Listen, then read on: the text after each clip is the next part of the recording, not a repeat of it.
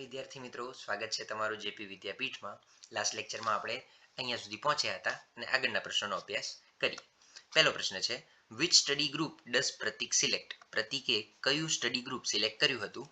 તો જવાબ આવશે Prateek selects the AB group of science stream. જે સાયન્સ સ્ટ્રીમ છે એનું એબી ગ્રુપ, એ અને બી બંને ગ્રુપ એણે સિલેક્ટ કર્યા હતા. બીજો પ્રશ્ન, વાય કેન પ્રતીક have a chance to become N engineer? શા માટે પ્રતીક પાસે ચાન્સ છે કે તે એન્જિનિયર બની શકે છે?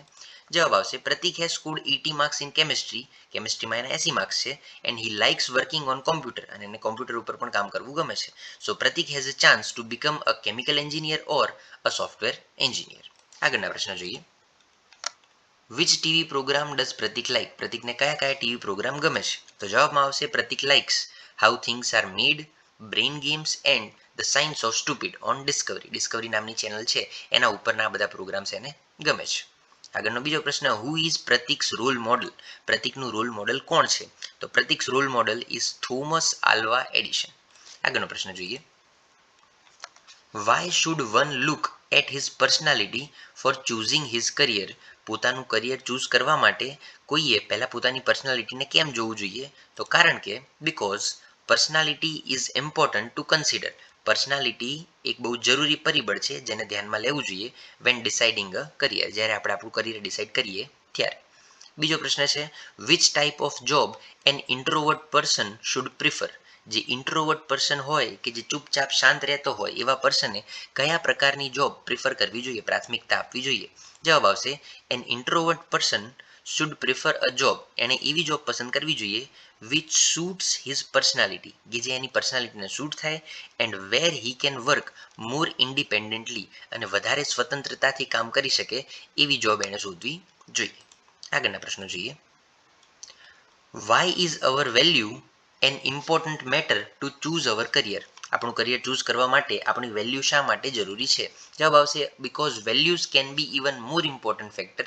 એ બહુ વધારે ઇમ્પોર્ટન્ટ પરિબળ બની જાય છે for career satisfaction than interest. આપણા ઇન્ટરેસ્ટ કરતાં આપણું જે કરિયર સેટિસ્ફેક્શન છે એના માટે આ બહુ જરૂરી બની જાય છે. બીજો પ્રશ્ન, if you give more importance to money? જો તમે રૂપિયાને વધારે મહત્વ આપતા હોય, which type of career should you prefer? તો તમારે કયું કરિયર સિલેક્ટ કરવું જોઈએ?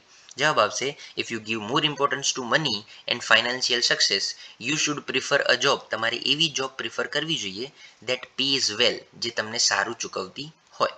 આગળના પ્રશ્નો જોઈએ. When was Lajja born? લજ્જાનો જન્મ ક્યારે થયો હતો? તો Lajja was born on September 28, 1988. 28 September 1988માં લજ્જાનો જન્મ થયો હતો. બીજો પ્રશ્ન, વાય વોઝ લજ્જાસ ચાઇલ્ડહુડ? શા માટે લજ્જાનું બાળપણ different from the other children? બીજા બાળકો કરતાં અલગ હતું?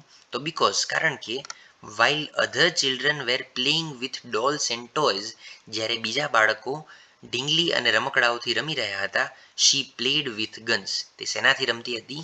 ગન્સથી, બંદૂકથી રમતી હતી. એટલા માટે એનું બાળપણ અલગ હતું. આગળનો પ્રશ્ન, લજ્જા ગોસ્વામી બિલોંગ્સ ટુ? લજ્જા ગોસ્વામી ક્યાંની છે? તો જવાબ આવશે Lajja Goswami belongs to village Jitoda near Anand. Anand પાસે જે ગામ છે ત્યાં એ રહે છે. બીજો પ્રશ્ન, why is village Jitoda proud of Lajja Goswami? શા માટે તેનું ગામ તેના ઉપર પ્રાઉડ છે, ગર્વ કરે છે? તો જવાબ આવશે because Lajja Goswami has given their village. Lajja ગોસ્વામીએ તેના ગામને આપ્યું છે a permanent place on global map. જે વૈશ્વિક નકશો છે એના ઉપર એક પરમનન્ટ સ્થાન આપેલું છે. આ વિડીયોમાં આપણે અહીંયા સુધી જ રાખશું. આગળના પ્રશ્નો નેક્સ્ટ વિડીયોમાં જોઈએ.